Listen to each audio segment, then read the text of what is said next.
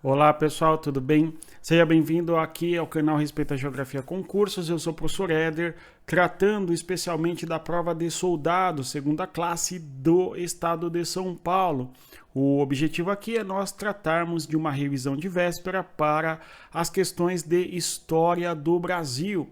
A história do Brasil, que é cobrada na nossa prova após a década de 30, ou seja, sobretudo o governo Vargas e adiante do governo Vargas até os dias atuais, conforme nós podemos observar até no nosso edital. Eu vou pedir a você, antes de avançar, que deixe o like, se inscreva no nosso canal e, claro, divulgue o nosso conteúdo às pessoas que irão fazer as provas militares e outras provas também, conforme os conteúdos que nós abordamos aqui no nosso canal. E se você quer um curso completo para a sua prova do soldado, conheça o Teorema Militar. O link está na descrição do nosso vídeo. Dê uma olhada. Pessoal, então quando nós olhamos aqui, o edital que versa sobre história do Brasil vai tratar a respeito da Revolução de 1930, ou seja, o momento ali que precede o governo de Getúlio Vargas, antes do governo de Getúlio Vargas, nós estamos diante da história do Brasil que nós compreendemos como sendo o período da República Velha, da República Oligárquica, da República do Café com Leite, né? Então, os contextos ali que precedem a Revolução Varguistas e, eventualmente, a chamada Era Vargas também são fundamentais para que nós compreendamos o que foi, eventualmente, o Brasil de Vargas e depois as constituições republicanas. Aliás, quando nós falamos em constituições republicanas, é um tema que sempre aparece na prova, nós temos que olhar com muita atenção e cuidado o que foi a Constituição de 1891, a segunda Constituição brasileira e a nossa primeira Constituição republicana, que deu fim à monarquia e inaugurou ali a república no nosso país, conforme nós sabemos. Então, apesar de o tempo histórico da nossa prova abordar o Vargas para diante, quando o assunto é Constituição, a gente tem que observar como que a Constituição funcionava no Brasil, a questão do direito no Brasil, e aí nós temos o coronelismo, o voto de cabresto, uma série de questões ligadas ao curral eleitoral, que são consequências, em boa medida, da formação política brasileira na República, no início da República, né? E no caso ali, a estrutura política e os movimentos sociais no Brasil, no contexto do período militar, ou seja, é o contexto que se estende no Brasil entre 1964 e, por sua vez, o fim do regime militar lá em 1985. E, claro, a abertura política e a redemocratização do Brasil, tá? Então, aí, os temas do edital da nossa prova de História do Brasil. A nossa prova, dependendo da banca examinadora, apresentará 5 questões de história ou 6 questões de história. 2 primeiras tratam de história geral e, portanto, as 4 últimas questões vão tratar sobre história do Brasil. Tá? Então, a maior parte da nossa prova é a respeito de história do Brasil. Vamos aqui observar, inclusive, como que o conteúdo aparece na nossa prova. Justamente aí, observando a prova, a última prova nossa, que foi feita pela banca da FGV, tá? Então vamos observar aqui a nossa prova de 2024, a nossa última prova. Nós vemos aí a questão número 38. Tudo bem? Porque as 2 primeiras são de história do geral e aqui a questão 38 tratando justamente das constituições brasileiras. Vamos compreender então como que elas funcionavam e quais eram suas características nessa alternativa. Ó, análise afirmativa que descreve corretamente as inovações introduzidas pelas constituições brasileiras do período contemporâneo, tá? Então o Brasil tem a primeira constituição, que é a Constituição Monárquica, lá em 1824, mas as demais constituições estão todas inseridas no período republicano. A de 1881, a de 1934, depois ali a Constituição Polaca de 37, que é governo Vargas, depois a nova Constituição pós-Vargas em 46, depois ali uma Constituição em 67, durante o regime militar, e a última Constituição, a Constituição de 1988, que é a Constituição em vigor hoje no Brasil. Vejamos aí o que fala a alternativa A. Diz ali o seguinte: A Constituição de 34 ampliou a participação eleitoral, concedendo pela primeira vez o voto aos analfabetos.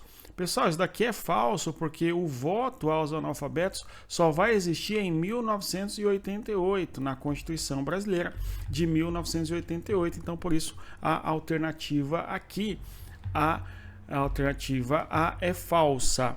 2. Portanto, falsa A.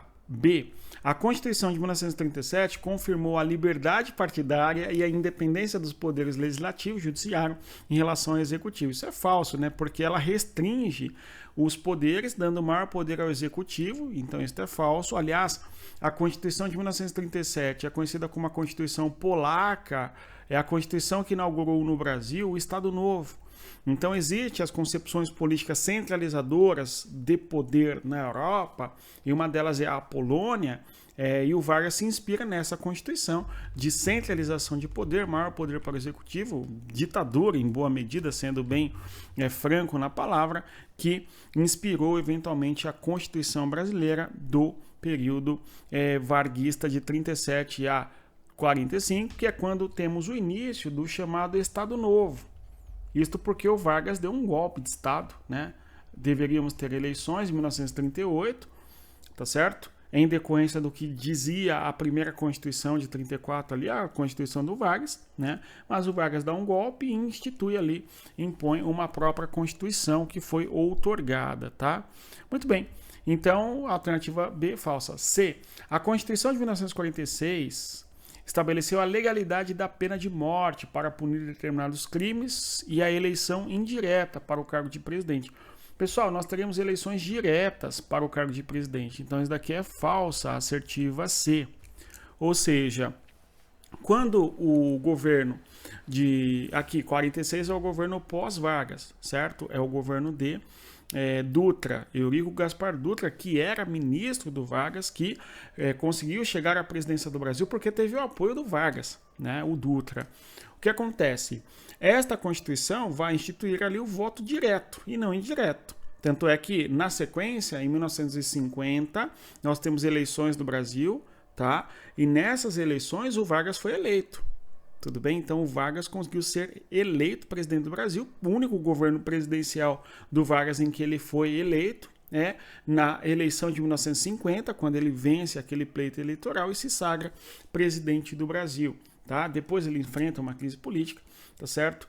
Isso em 1953, ele acaba até se suicidando ali, conforme nós sabemos, em 54. Tá? Uma crise política que vai se arrastando desde 53, 54, e ele acaba tirando a própria vida, conforme nós sabemos. Tá?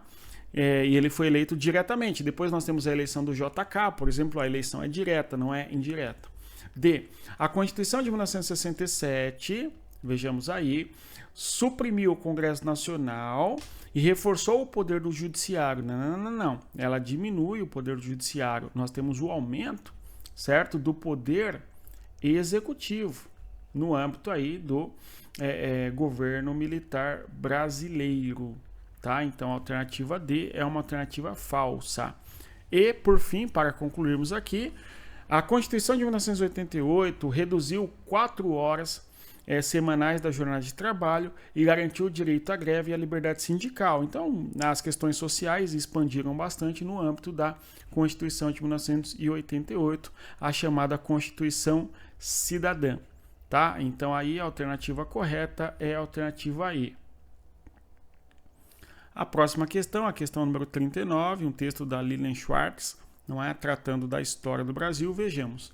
Não seria a primeira vez que políticos e intelectuais vinculados a um novo momento atribuíam a si mesmos os méritos da novidade e jogariam para o outro período, em geral o imediatamente anterior, a designação de ultrapassado. Né? A gente sabe que antes do governo de Getúlio Vargas, aquele momento histórico que eu até cito na questão anterior é chamado de República Velha. Né? E o governo do Vargas, a partir de 37, é chamado justamente de Estado Novo, né? Ou seja, a ideia do passado, longínquo, ruim, ultrapassado, né? E o Vargas aliás, a Revolução de 30, que levou o Vargas ao poder, é justamente com essa característica de que o Brasil estava carcomido pela corrupção, pelo coronelismo, pela concentração de poder nas oligarquias econômicas de São Paulo e de Minas Gerais, tá? Bem, novos momentos tendem, né, continuando o texto, a enxergar o passado a partir de lentes de curto alcance que deformam e selecionam tendo um ponto de vista ressaltado, o seu. Esse seria o caso da Revolução de 30, né, do Estado que foi logo autodesignado como Estado Novo, né? Não foi logo assim, né? Porque o Vargas chegou ao poder em 30, depois você tem muitas coisas políticas acontecendo até 37, né? Não foi bem assim, tão rápido, né? Enfim, segundo essa visão, caberia só ao futuro o estabelecimento de uma verdadeira república, não é o poder ali do povo, e a introdução de uma realidade social, moral e política deveras moderna.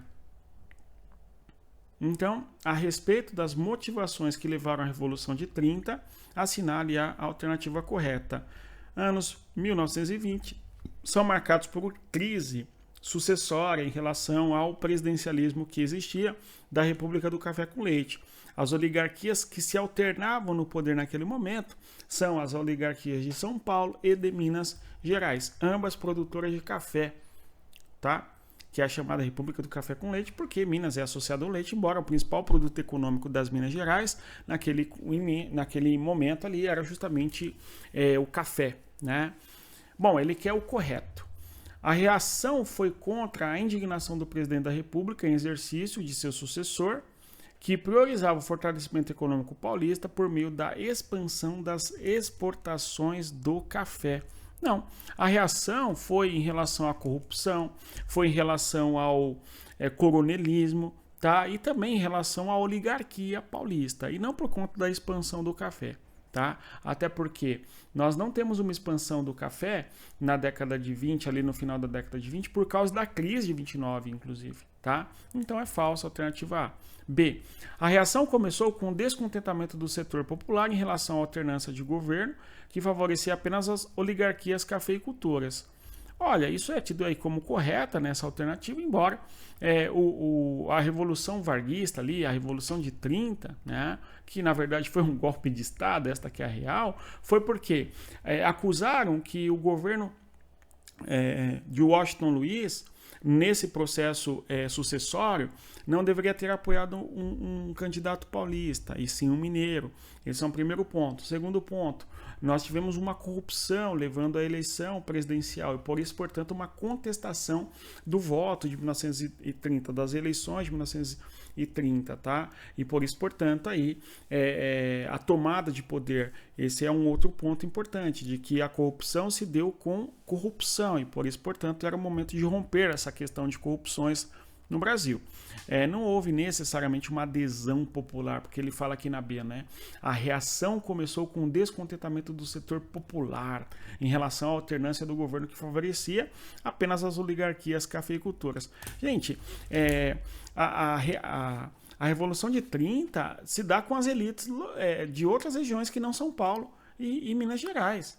Nós temos a elite do Rio Grande do Sul, a elite da Paraíba, tá? Que de certa maneira vão se aproximar de Minas Gerais para tentar derrubar São Paulo do poder, essa que é a real. Mas toda aquela mística de que o Vargas chega ao poder ligado ao setor popular e ao povo, isso para a prova é correto, tá? Então parece que a B ele vai considerar como sendo correta, vamos analisar as demais. C. A reação surgiu contra a reforma eleitoral proposta pelo presidente da República, né? Que eliminava o voto secreto, o voto não era secreto, já começa por aí, o voto era aberto, né? Então, falsa alternativa C. O fato do voto ser aberto fazia com que, inclusive, soubesse em quem as pessoas votavam. Até aí, alguém vai dizer, qual que é o problema? Aliás, hoje eu voto em tal candidato, todo mundo sabe, faz textão nas redes sociais, aquela coisa toda, passa vergonha muitas vezes, não é verdade? Só que, no caso ali do voto aberto, as pessoas eram pressionadas politicamente e pagavam alguma conta caso não votassem no candidato que o coronel desejasse, né? Então você tem um poder no curral eleitoral que é exercido pelo coronel, pelo poderoso local, pelo fazendeiro, enfim. Então se alguma família ali não votou no candidato do coronel, sofria as consequências, tá? Esse é o ponto. D. A reação surgiu contra a integração de setores militares na política republicana em meio à crescente onda liberal de ampliação política. Não, né? Não tem nada aí de onda liberal, falso. E a reação limitada à região sudeste, isso é falso, porque o Vargas é do Rio Grande do Sul, por exemplo. O vice-candidato à presidência ali do final dos anos 20 é alguém da Paraíba, que é o João Pessoa. A morte do João Pessoa também incendiou ainda mais esse momento aí revolucionário da Revolução de 1930, de modo que a alternativa correta é a alternativa B de Bosque. Próxima questão. Tratando sobre o momento do período militar brasileiro, vejamos o que diz. Analise as afirmativas aí, sobre o período militar. É assunto que sempre aparece na nossa prova. Ó. A Vanguarda Popular Revolucionária, chamada VPR, foi uma organização guerrilheira formada por alguns dissidentes do movimento nacionalista revolucionário, tá? Que incluíam, né, estudantes, operários, inclusive militares desertores. Verdadeiro, né, gente? A VPR, tudo bem? É um dos movimentos ali que vão pegar em armas e vão buscar se opor ao governo ao regime militar, tudo bem? 2. A guerrilha do Araguaia, centrada na área rural, foi liderada por integrantes do PCdoB, o Partido Comunista do Brasil, ok? E contou com o apoio da população que residia na confluência dos estados do Pará, do Maranhão e do Tocantins. Verdadeiro, né, gente? Tudo bom? Última assertiva. A Ação Libertadora Nacional, ALN, se conformou a partir de uma dissidência do Partido Comunista Brasileiro e tinha como característica a crença na via eleitoral. Não. Né? A Ação Libertadora Nacional não acredita na via eleitoral, tá? E nem pacífica, mas sim na guerrilha, na guerra civil, tá? Para derrubar o governo militar. Então, falsa assertiva, essa última assertiva. Então, aqui elimina a B e a C e também a E, né, gente? Como a primeira verdadeira, o gabarito seria aqui correto, a alternativa A.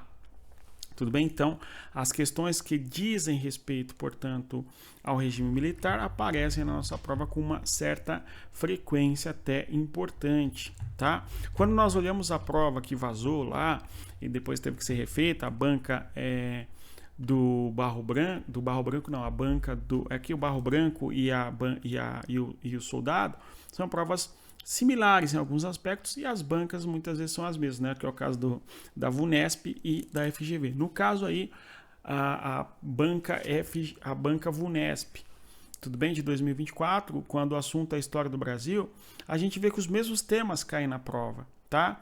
Aqui o governo de 30 e eventualmente a participação do Brasil na Segunda Guerra Mundial nessa questão, né? Os ataques aos navios do Brasil, questão 38, foram apenas o empurrão final que levou o Brasil a passar totalmente para a órbita dos aliados, em especial dos americanos. O Brasil já havia se alinhado aos Estados Unidos em janeiro de 42, quando decidiu romper relações com o eixo, né, formado pela Itália, a Alemanha e também aí o Japão, conforme nós sabemos, que já estava em guerra com os americanos. Ainda demoraria 2 anos para que o Brasil enviasse tropas para lutar na guerra. O Brasil envia tropas em 1944, se eu não me engano, né? Vejamos aí. Antes do envio de tropas à Europa, a participação do Brasil na Segunda Guerra Mundial ocorreu por meio do que, gente? Do ataque coordenado de submarinos estadunidenses e brasileiros a navios mercantes japoneses? Não, o Brasil não vai fazer ataques contra navios do Japão, menos ainda coordenado com os Estados Unidos, tá? B. Da parceria do Brasil com empresas inglesas para a construção de uma siderúrgica. A Companhia Siderúrgica Nacional foi construída em parceria do Brasil com os Estados Unidos e não com a Inglaterra. Então, por esse motivo, a B é falsa. C. Do patrulhamento marítimo e aéreo para apoiar os ataques dos aliados aos navios do eixo. na costa atlântica do continente africano. Essa assertiva aqui, muitos alunos até podem pensar como sendo razoável, até porque a posição geográfica do Brasil é banhada pelo mesmo oceano da África, né, que é o Oceano Atlântico, e a posição geográfica da região de Natal, no Rio Grande do Norte do Brasil, que serviu para a construção e desenvolvimento de bases militares, não é, no âmbito da Segunda Guerra Mundial, porque a menor distância entre a América e a África é a região do saliente do Nordeste brasileiro, tá? Esta região foi estratégica e importante. Tudo bem? Porém, o Brasil não vai fazer patrulhamento aéreo para atacar navios do eixo na costa do Atlântico, não. Tudo bem? Isso é falso. Embora a posição geográfica e estratégica da costa do Brasil foi importante, mas não para o Brasil fazer patrulhamento marítimo, não. O Brasil não. Né? O Brasil vai treinar militares, os soldados da borracha que vão fornecer matéria-prima, explorando lá na região amazônica. Depois o Brasil acaba enviando os pracinhas, ok? Só que não fez aí esse patrulhamento marítimo conforme fala a alternativa C. D. Da formalização de acordos bilaterais com a França para a pesquisa de armamento bélico de grande porte, utilização do aço brasileiro, não tem menor cabimento a D, né, gente?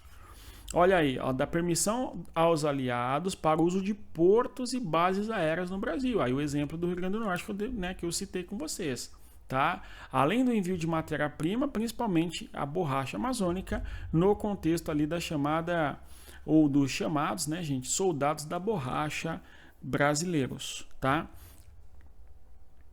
Próxima questão, questão 39, novamente falando sobre eleições. Ó.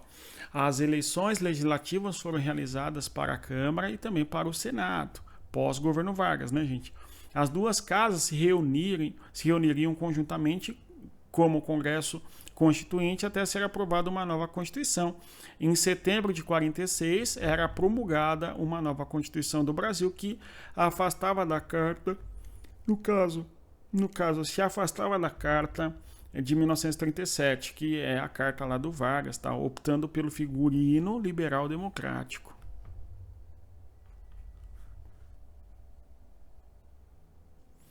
Considerando as duas constituições mencionadas pelo texto, uma das mudanças trazidas pela Carta de 46, no caso, o texto está se referindo à Carta de 37, que é a polaca, que nós mencionamos há pouco, né? Justamente aquela Constituição inspirada no fascismo europeu, perfeito, que restringia o poder ao executivo, tá? E a de 46 é uma Constituição liberal, que faz a abertura da política brasileira, por exemplo. Olha só. Então, alternativa A. O direito de greve passou a ser proibido. Não. Então, falsa, assertiva A. Tudo bem? Não faz o menor cabimento essa. A tripartição de poderes, executivo, legislativo e judiciário, e o equilíbrio entre eles foram restabelecidos, colocando fim à centralização da era Vargas. Epa, essa daqui é razoável, né, gente? Essa daqui é uma alternativa bem interessante. Vamos ver as demais. O voto passou a ser secreto e obrigatório para os brasileiros maiores de 21 anos, sendo facultativo apenas aos analfabetos. Pessoal, analfabeto só vai votar na Constituição de 1988, então falso, alternativa C. Tá? D. O sistema parlamentarista foi instituído. Não tem o menor cabimento, o Brasil continuou sendo presidencialista. O direito ao voto foi concedido pela primeira vez às mulheres. Não, as mulheres têm direito ao voto desde os anos 30, em especial 32, mas ali constitucionalmente falando, a partir de 34. Então, que é a Constituição de 34, falso. Então, alternativa correta, alternativa B de Bosque. Próxima questão, aí nós vemos...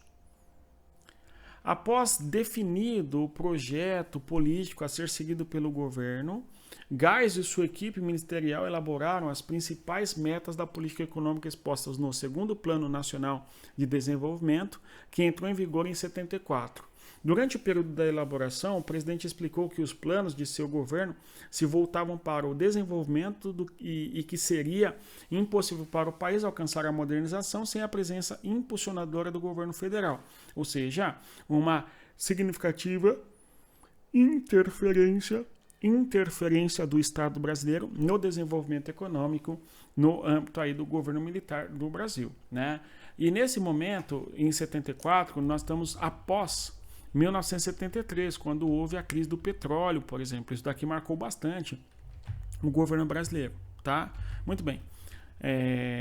A política econômica abordada pelo texto, parte de suas finalidades.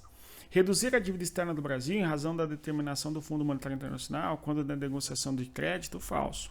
Aumentar a competitividade de estatais de áreas estratégicas para a economia do Brasil por meio da privatização. Não, a privatização só vai ocorrer no Brasil nos anos 90, tá? Então, falsa, alternativa B. Aliás, o governo militar brasileiro, os governos militares, eles têm uma característica bem marcante que é um estatismo. Eles vão construir muitas estatais, tá certo? Em média, durante 21 anos no poder, os militares desenvolveram uma estatal por mês, 13 por ano, tá? Faz as contas, mais de 270 estatais ao longo do regime militar brasileiro, tudo bem? Alternativa C. Buscar alternativas para o problema energético por meio do fomento à pesquisa de petróleo e outras fontes, a exemplo do programa nuclear do álcool e programa nuclear e também o álcool. Tudo bem? O Brasil buscou expandir as suas usinas hidrelétricas, bem como também buscou expandir a sua geração de energia, os projetos nucleares brasileiros e também o pró-álcool, né? Parece que essa é a correta. D. Promover o crescimento econômico por intermédio do capital nacional, aproveitando a baixa nos preços do petróleo. O petróleo estava aumentando. Em 73 houve o choque do petróleo. O petróleo custava $2, passou a custar 10, literalmente assim, né? No âmbito ali da guerra, Yom Kippur, os países que detêm muito petróleo, como é o caso da OPEP, param de produzir petróleo para pressionar os Estados Unidos e a Europa. Tá? E aprofundar as atividades tecnológicas com países do bloco capitalista, buscando romper relações comerciais com países do bloco socialista, a exemplo da China. Isso é falso, tem o menor cabimento. A alternativa correta é a C, de casa. Aqui uma questão sobre o processo eleitoral. Em 82 ocorreu a primeira eleição direta para governador estadual desde 85, né? Naquele ano também houve eleições diretas para senadores, deputados, vereadores e prefeitos municipais, exceto capital e município de fronteira. As eleições de 82 foram as primeiras realizadas a partir da reinstituição do sistema pluripartidário. Muito bem, o processo eleitoral abordado pelo fragmento foi caracterizado, vejamos aí, alternativa A, pela vitória da Arena. Não, aqui nessa eleição de 82 a gente já tem uma vitória do MDB. Tá? Então, falsa, alternativa A. B. Pela realização das votações em 2 turnos para os cargos majoritários do Executivo. Falso. Pelo voto vinculado em que os candidatos escolhidos pelo eleitor estavam na mesma legenda. Não. Pela veiculação inédita da campanha eleitoral pela televisão, em que os candidatos apresentavam suas propostas durante o horário eleitoral, também não, né? É a alternativa E, será? Pela divisão da oposição no pleito, prejudicando a consolidação do Partido Democrático Brasileiro, o PMDB, como força relevante do país, né? Rapaz, eu perdi alguma coisa nas alternativas, né? Pela vitória do Arena? Não houve vitória do Arena, né? Pela realização das votações em 2 turnos também não é nesse momento. Pelo voto vinculado, não é. Veiculação inédita da campanha eleitoral, não, isso ocorre antes, né? Pela divisão da oposição no pleito, prejudicando a consolidação do MDB como força relevante, pode ser, né? Tanto é que você tem um nascimento aqui nos anos 80 de vários partidos, né? Um deles é o próprio Partido dos Trabalhadores, né? Então aqui nós fizemos essa última questão nossa de história do Brasil. Espero que vocês façam uma excelente prova. Reitero, se você quer ser aprovado na sua prova, conheça o nosso curso do Teorema Militar com cursos completos ali para a sua prova, o seu exame intelectual. E no mais é isso, respeita a geografia, os links estão na descrição do nosso vídeo, divulgue o conteúdo para as pessoas que irão fazer as provas e os certames, enfim. Tchau, tchau, pessoal. respeita a geografia, conforme nós sempre falamos aqui.